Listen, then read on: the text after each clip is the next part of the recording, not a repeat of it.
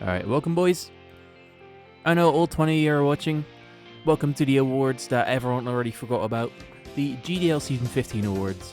I'm happy that you are still joining me even though it's been like a month since these should have come out. Thanks for some of the Game of the Week casts for helping me with them. So how this is going to work this season, I'm just running through the Google Sheets type presentation. I'm just going to go through every division by itself, then Coach Awards, and then Playoff Awards at the very end, which are just two little things, so it doesn't really matter. And then at the very end, there'll be an All Awards. Usually this takes fucking ages, so I'm going to try to do it a little bit quick, but we won't. You know, that's how it goes. So without any further ado, let's just get into it. So the Crown MVP, you know, I know, the Obama meme is funny, I agree. And I feel like I get this every time, like, I give myself an award. But there's giving yourself an award and there's having a 20-in-1 Pokemon, like a little bit hard to look past. So yeah, Megalopony, MVP. All Attack and All Stars, we have Gouging Fire from Jumper Cables 14 and 5. Very important that team together with Mega Diancie.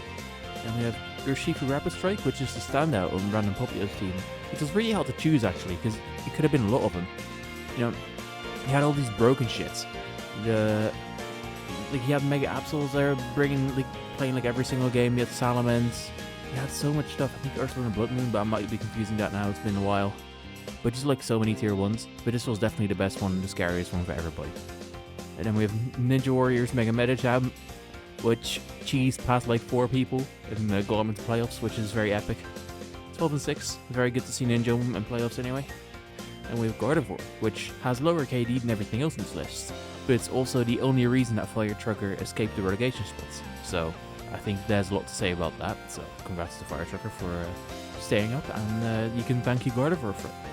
Last up we have Roaring Moon for Captain Pookie, which has 13 and 6 is just a good record, and I have nothing else to say except Pookie, if you're watching, please tell Mr. Zaro that yours did better. Alright, next up we have the best backbones. We have Terrapagos for Mystic and Bronzong for Pookie. I think Terrapagos actually got quite high up on the kill list, but that's not really what this award's about. We know what Terrapagos does. Like, it has Terra Shell. Anything that you want to do, you can't really get past it yet. You need this below full HP or you're not going to sweep. And for that, it's best backbone.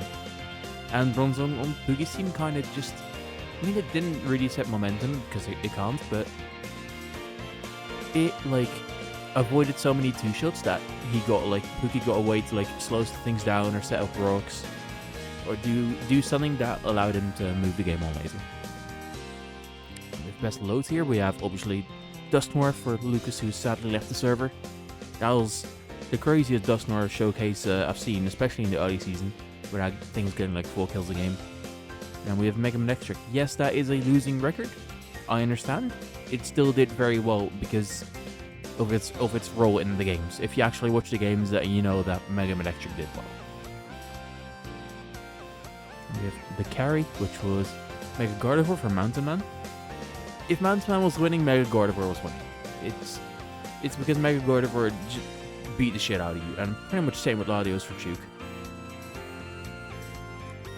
Best free agent, we have Zarude for Terra, which he picked up very early in the season and pretty much carried all of his games, especially the ones he lost. Love you, Terra. And we have the clutch for Ninja Warrior, opponent DC'd. By that I mean he got a sufficient result in week 8 so that he can make playoffs when Jumper Cable said he didn't want to play anymore. Congrats to Wo-Chen and to Ninja Warrior, it's very, very impressive. Alright, with that, I think that was 3 or 4 minutes actually, not so bad. Anyway, Armor Awards, next up. We have Armor MVP, we have Urshifu Rapid Strike from DJS.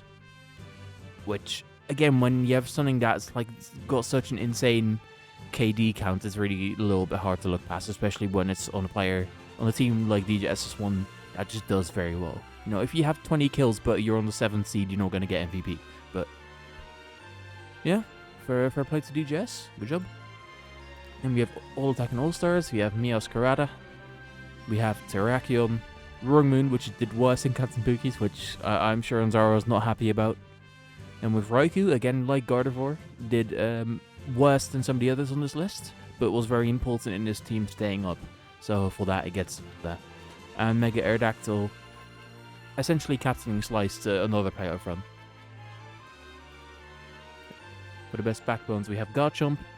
I don't want to do it. There's a space there, so you don't see Tornado's sprite. But yeah, you know, Garchomp just did the same thing. It just clicked Toxic and all rocks and spikes and shit. It's boring as fuck, but it worked really well, so I can't, you know, I can't hate on the player. I have to hate the game that Game 3 gave this guy spikes. That's where this went wrong. And yeah, Torrent for Joey, you know, it does what Torrent does. It comes in, doesn't die, it leaves. It's incredible. Best low tiers, we have Omastar for Anzaro, which essentially was a bigger threat than you'd expect. Fucking hell, man. Oh man, it's been a long month. Anyway, than you'd expect from a tier 4, with, you know, the Hazard lead set, which I think is probably the best in current meta. I don't see Shell Smash doing too much. But then we did see Shell Smash and Meteor Beam with Power Hub actually popping off. So you really can't say too much about that. I think it's a really value pick, and I'm really happy to see that it did something. Then Mega Pidgeot for Smaster. Is it S-Master? Smaster, if you're watching this, you're probably not, mate. If you're watching this, please let me know. But I'm gonna assume it's Smaster. Yeah, your Mega Pidgeot is pretty good. And we have the carry. And we have Kyurem for Crooked subbing in for, I think, Incredible King generally like just after the season, like halfway the season, and this man sending Kyurem and won every game. That shit was crazy. And for Achilles, we had Ogerpon Cornerstone, as Ogerpon Cornerstone pretty much essentially like single-handedly got Achilles into playoffs. Somehow with 3 and 5 playoffs, that was really crazy, but without this guy it would have been like 2 and 6. So, you know, good job. Cheers, man. And the clutch, we have Mega Gallade for Toshi, which, like you would expect from the clutch, got him a result in week 8 that got him into playoffs, and the same goes for Hippowdon. Then we have GDL 2 Awards. The MVP, of course, Mr. Tusk, or Tizo Tusk down, I'm pretty sure. You can correct me on that, no one neck you. But yeah, just a great record. It had less kills than Mega Mawile, but I'm pretty sure Xander didn't finish in playoffs, so what I was saying earlier, you know, you still have to capture your team to some type of good result. And for the All Attack and All-Stars, we do have that Mega Mawile. We have Master Dangweed's Bisharp as well. We have Monkey Dory, Gangster Samurai Sneasler, and lastly, Cumulus Terrakion. For the best backbones, we have Petron and Pheasantipity for Cumulus and Fish, so the first and third seeds. Which is crazy that they're on the backbones list, because both of these got 9 kills. But for what they bring to the team, you know, have that really good defensive typing, they have a pivot move, they can spread status, they did pretty much the exact same thing in different flavors, and it got their team to 7 wins. So yeah, good job to these two. For best low tier, we have Fish again with Regigigas, which didn't have the greatest game like KDs, but it is so hard to break this thing, and when you're in front of Regigigas, you're like, okay, I do have to sit down and get this shit off my screen right now, and that's really difficult to do. And in that way, even though it's really passive for the first couple turns, you still exert so much pressure, and I think Fish made a good use of that, mostly off the good defensive stats, of course. And then for the other best low tier, we have the Accountant for Cumos. For the carry, we had Megazord X, which almost got Nebula into playoffs. That thing was very, very impressive. I always kind of thought of Megazord X as kind of in draft, but yeah, I'm always happy to be proven wrong, and I think it did super well. It's just a little bit unfortunate with some bad RNG in some games that Nebula didn't finish in playoffs, but it definitely wasn't due to Zard. Zard did really well. And then we have Galarian Slowking, again with a space in the name so you don't see the sprite, sorry about that. But you know exactly what it does. Could have been the best backbones, could have been hair, doesn't really matter. And then last, well, we have best free agent, which is a little 9 kills from Master Dangweed, which I'm pretty sure got 0 kills in 7 games after being picked up week 1. However, it did set up Snow, set up Vil every week so his sweepers could go crazy, and also enabled Beartick. And Mega Pincer was also a week 1 or week 2 pickup for Neku. I think he had a good team already, but he thought it was boring and he picked this thing up and it was really fun. And obviously he did super well. I mean, it's such a good mon, and when you have that Great Tusk to just remove the hazards for it, it's really fun and rewarding to have it, I think.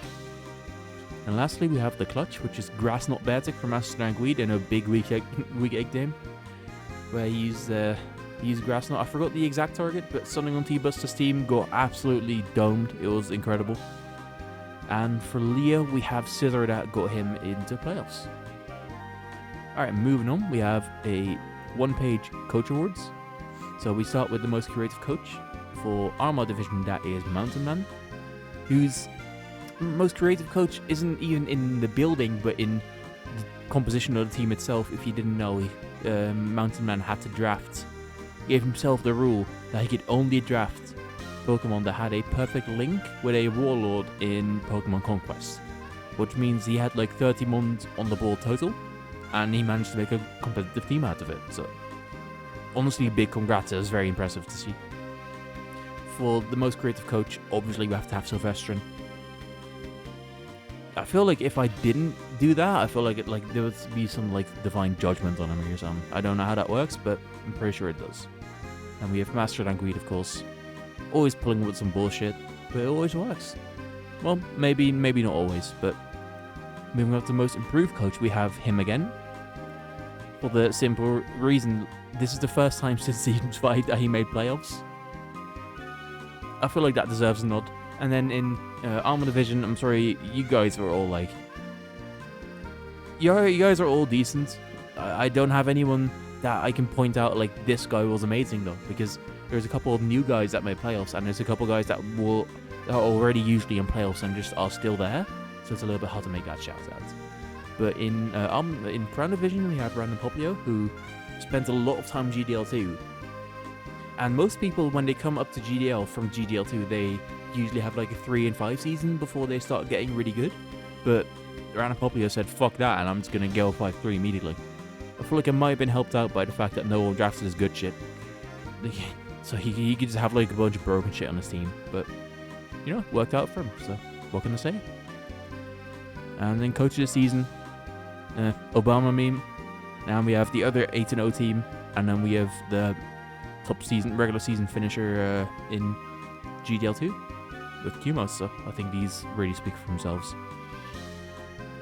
Then we have, really quick, the playoff awards.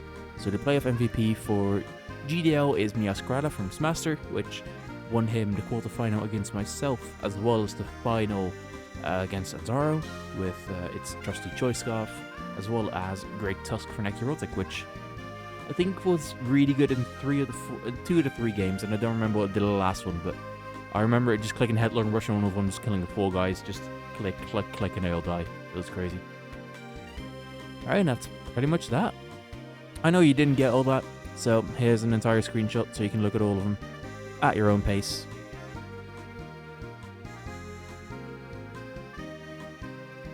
And with that, I'm going to close this recording and try to get this uploaded today. And yeah, thank you for watching. Thank you for playing very much. That's most appreciated, of course. Quick updates, we expect GDL to be back either late January or somewhere in February. I'm shooting for January, but we don't know yet. We're working on it. It's going to be like a slightly different format, not really thematic, but you'll see. Again, congratulations to Smaster for winning and to Necrotic for winning. Thank you again for everyone that played. Thank you for everyone that memes. Again, for everyone that actually is still active in the server, even though we're in downtime. And thanks to Green Krogan for reminding me to do these, because it feels good to just have them out anyway, even if they're a little bit late. Alright, see you guys.